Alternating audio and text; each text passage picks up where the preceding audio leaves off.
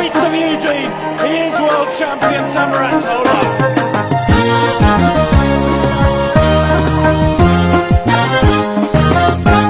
Urji Afrika gurra achi boone Abbabaa Biqilaan mo'achuu barree daraartuu tulluun milkoofne siniin kabajaa arganne arbii hundarra mul'anne hunduu gammadaa gammanne.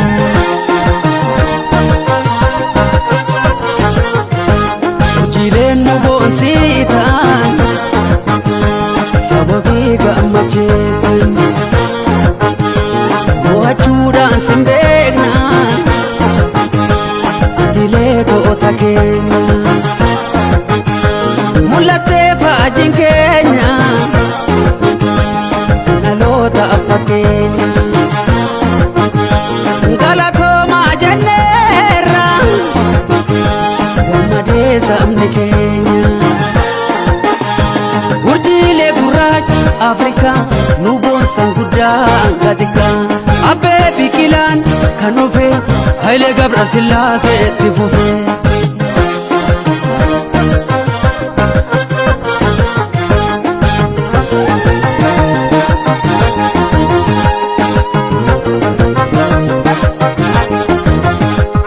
Jabaan gurraacha hangafaa seenaa dawaa lammaffaa durii kaasee hangarraa warqiin dachaan dabalaa lammiin biyya koo gammadee siniin kan maqaa argate ol kaatee faajiin mirmirraan sirraa jeffatee addunyaan.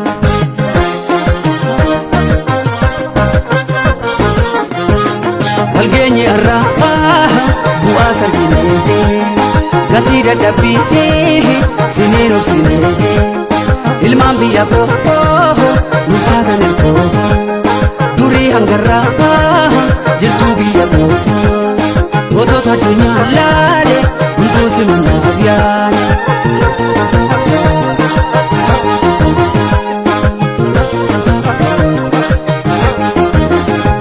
Gammachuun dachaa dachaa injifaannoo milkooftu eenyummaan sin qixxeessu biyya ofii akka atti boonsu seenaan dabalameera eenyummaan ol ka'eera seenaan dabalameera eenyummaan ol ka'eera. Maarkos Gannatiif Silashii Gazzaanya Barraa Barasee Biraan Adareef Faatumaa maatiin Dibaabaas kanuma seenaan miliyoon Abarraa Masaraa Addaffaa Faaqabna seenaan Qananiisaas dabalee Fayyoo Leellisaa saba falee Ibraahim Jeehilaanii fi Habus Wosinnat Garramoo isa tokko cimsuu dhadhaloo ta dhufu warqiin dadhabbiidhaan kan dhufu.